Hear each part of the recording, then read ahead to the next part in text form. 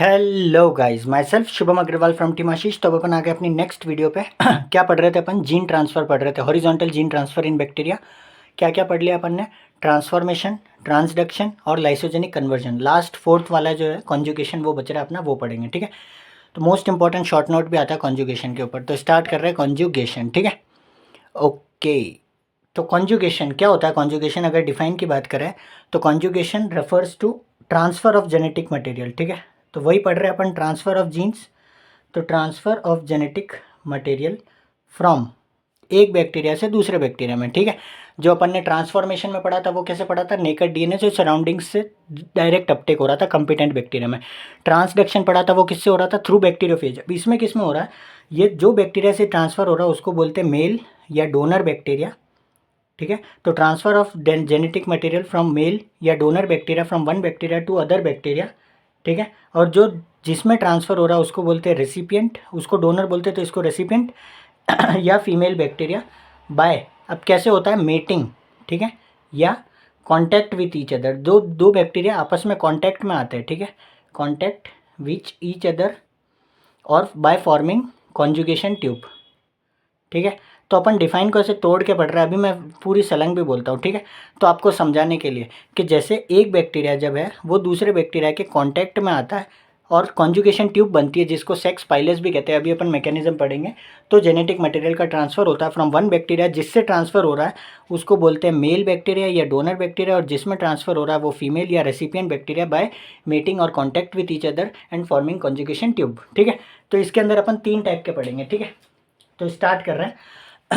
Sorry, थोड़ी आवाज़ में अगर दिक्कत आ रही हो तो, गला थोड़ा जुकाम बैठ गया इसलिए, बाकी कोई दिक्कत नहीं, अपन आराम से पढ़ेंगे। तो पहला होता है F plus into F minus meeting. ठीक है, तो अब ये एफ प्लस एफ माइनस क्या है?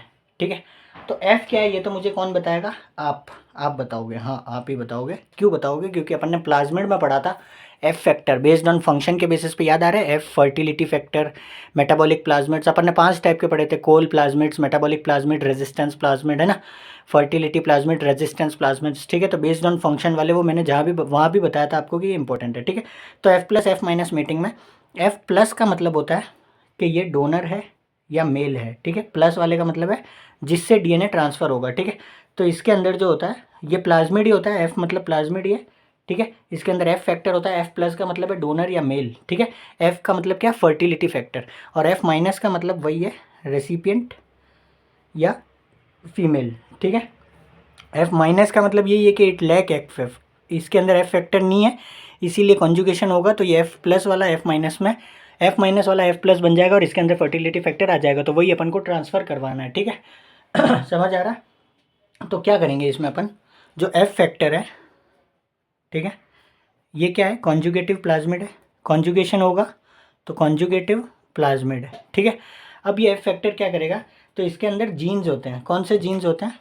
It carries jeans which encode for, marker गलत आता, तो इसके अंदर जो जीन्स होते हैं वो एनकोड करते हैं for formation of sex pilus.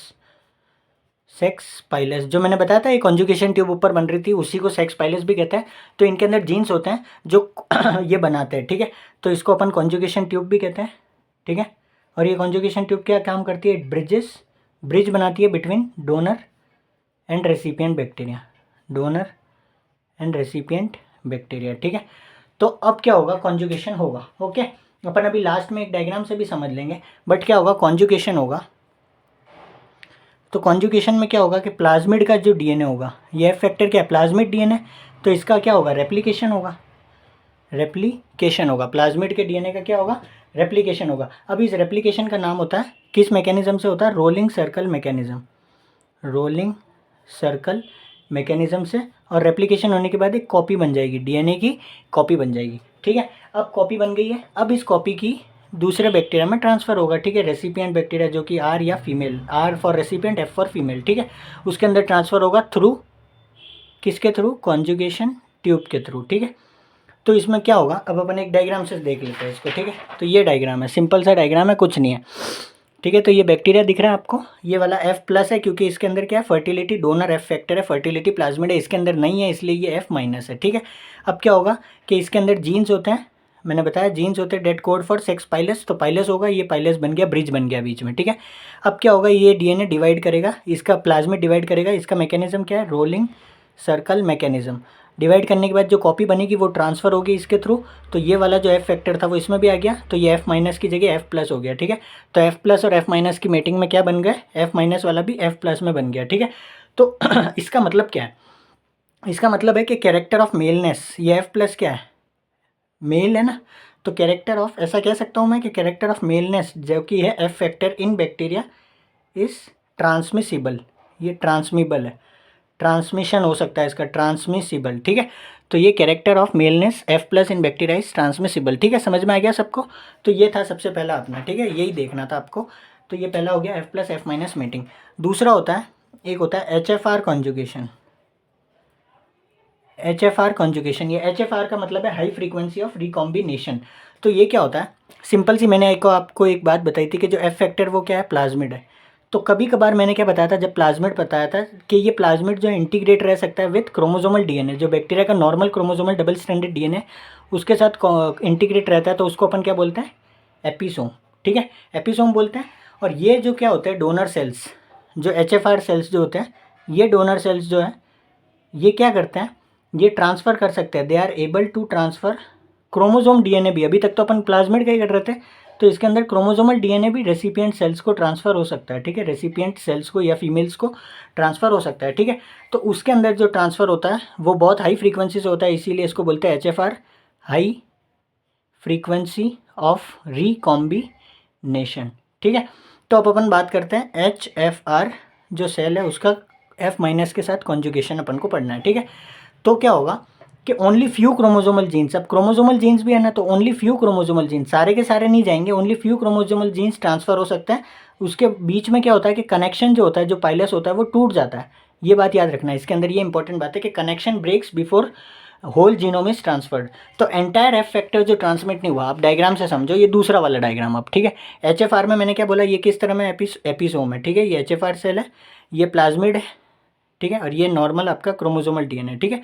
अब पाइलस ने कनेक्ट किया, वही इसमें नहीं है प्लाज्मिड, इसलिए ये एफ माइनस है, ओके, इतना इधर तक कंप्लीट है। फिर अब जब ये अलग हो रहा है तो ये कुछ होस्ट का डीएनए जो नॉर्मल क्रोमोजोमल डीएनए ये भी इसमें ट्रांसफ़र हो रहा है, और कुछ प्लाज्मिड का जो ये ब्लू वाला हो रहा है, ठीक है।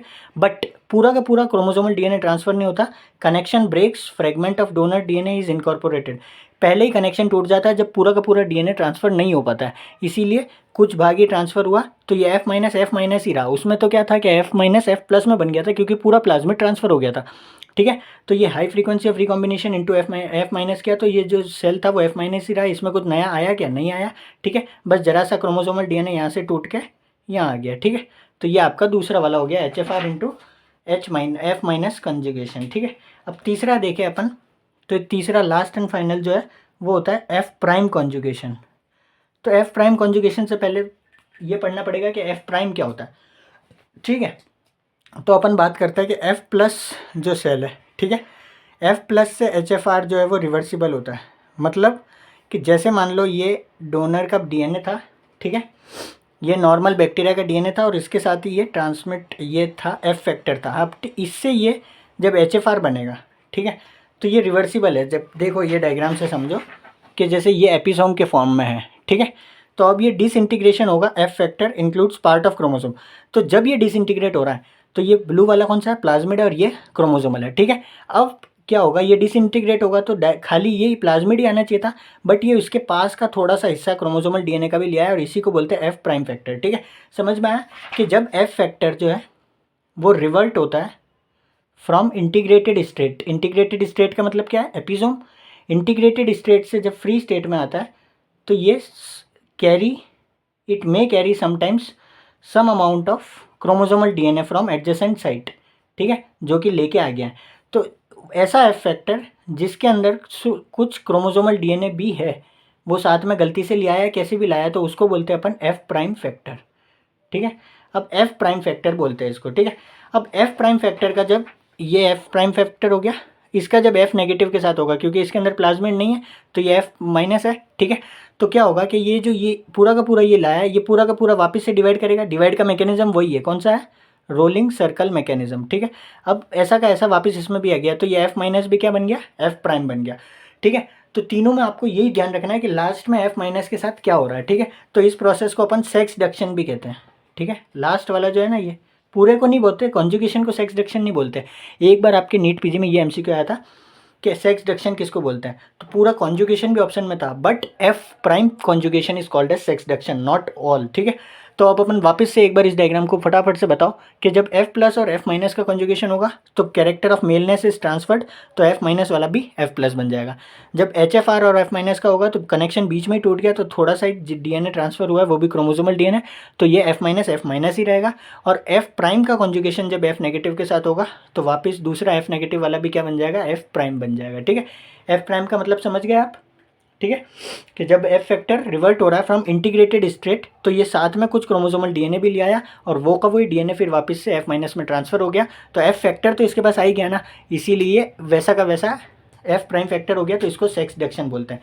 अब इंपॉर्टेंस क्या है, कॉन्जुगेशन हो रहा है, ठीक है, इसका डीएनए यहाँ से उठा के वहाँ डाल दिया, ठीक है, but what is the importance, ये बात ज़रूरी है। तो कॉन्जुगेशन की इंपॉर्टेंस बहुत ज़्यादा ज़रूरी है कि इट की इम्पोर्टेंस तो है कि ट्रांसफ़र ऑफ प्लाज्मिड, बट कौन से plasmid, transfer of plasmid coding for antibiotic drug resistance genes, antibiotic drug resistance genes, ठीक है। तो इसकी importance, conjugation play an important role in transfer of plasmids coding for antibiotic drug resistance genes, ठीक है। जैसे कि मैं बात करूँ तो ये आर है, आर का मतलब क्या होता है, रेजिस्टेंस फैक्टर होता है, अपन ने प्लाज्मिड पढ़ा था, तो ये क्या है, आर भी एक तरह का प्लाज्मिड अपन ने पढ़ा था, मैंने बताया था ना 5 टाइप के होते हैं, उसमें से अपन ने रेजिस्टेंस वाला देखा था, फिर एफ फैक्टर देखा था, कोल प्लाज्मिड देखा था, मेटाबॉलिक प्लाज्मिड्स देखे थे, वो सारे है ना। तो ये रेजिस्टेंस प्लाज्मिड है, ठीक है।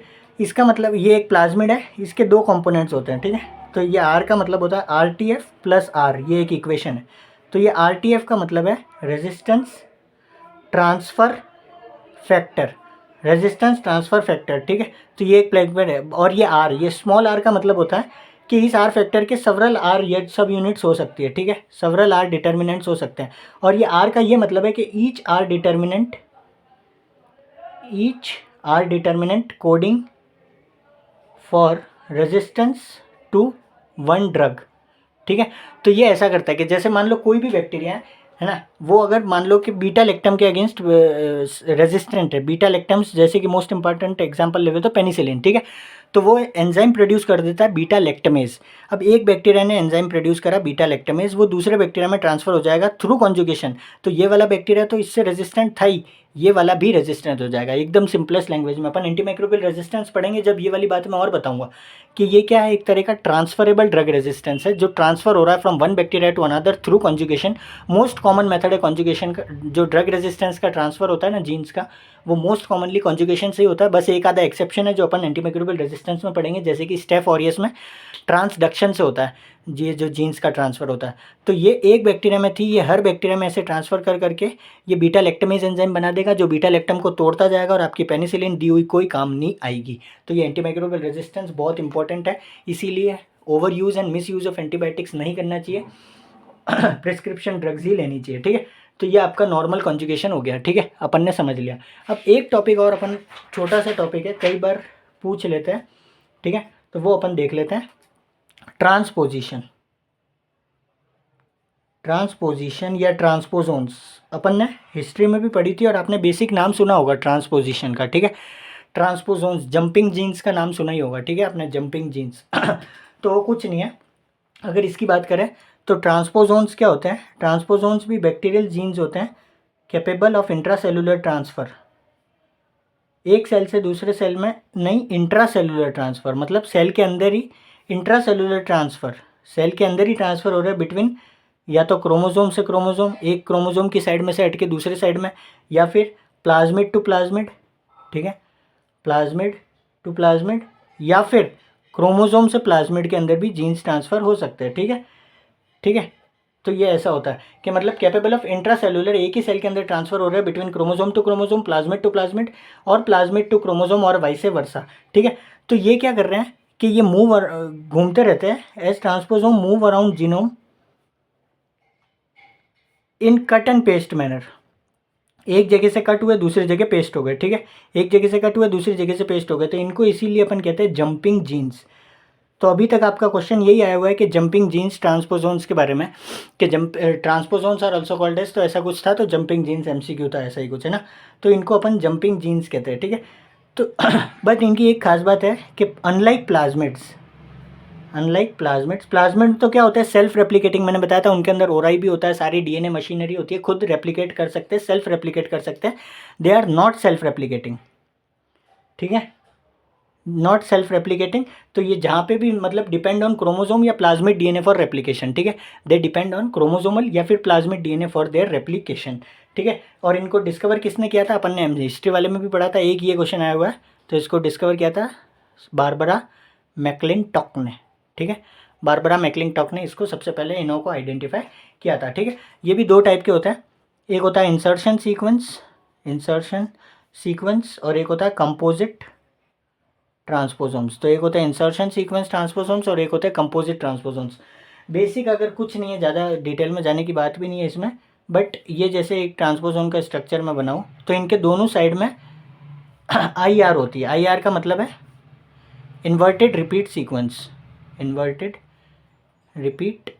सीक्वेंस, जो अपन ने पैलेंड्रोमिक सीक्वेंस पढ़ी थी ना बायोकेम में, जैसे GTCACA, तो इसकी अपोजिट जैसे GTCACA, तो इधर CACTG हो जाएगी, तो इनको बोलते हैं इन्वर्टेड रिपीट सीक्वेंस। और इसके बीच में जो होता है ये होता है ट्रांसपोजेस जीन, ठीक है।